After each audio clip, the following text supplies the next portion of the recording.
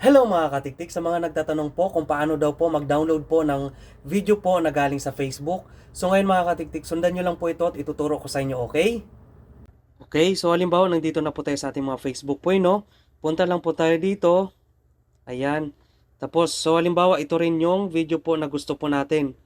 Ayan. Tapos ang gagawin nyo lang po, i-click nyo po itong share. Ayan.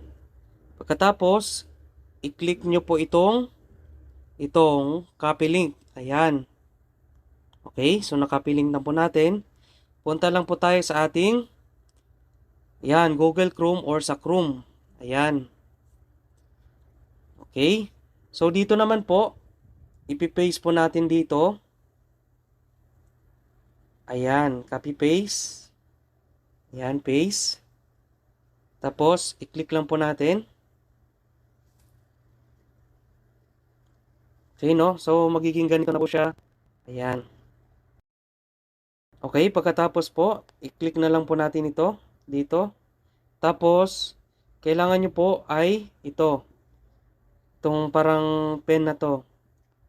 Ayan. Pagkatapos po, punta lang po tayo dito sa pinaka. Ayan, ganito. Ayan. Ang gagawin nyo po dyan, dagdagan nyo po ng basic po. Yung basic po. Ayan. Ganito. Okay. Tapos, search lang po natin. Ayan. So, magiging ganito na po. Tapos, i-play lang po natin yung video po. So, mga katiktik, kapag hindi pa kayo nakapag-login po sa inyong basic po, kailangan yung i-login po. Ilagay nyo lang po yung phone number nyo po or email po, tapos password ng Facebook nyo po. Then, i-click nyo lang po itong video po. Ayan. Tapos, ang kailangan nyo lang po ay ito po. Itong 3 dots, tapos download. Ayan. So, downloading lang po siya. Okay, mabilis po yun, no? Ayan, i-wait lang po natin at mapupunta na po yan sa ating mga gallery. Ayan.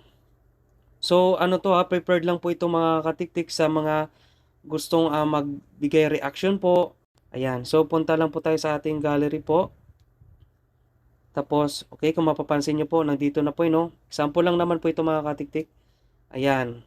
Yan lang po mga katiktik. So, I hope may natutunan po kayo. Pakishare naman po and follow for more.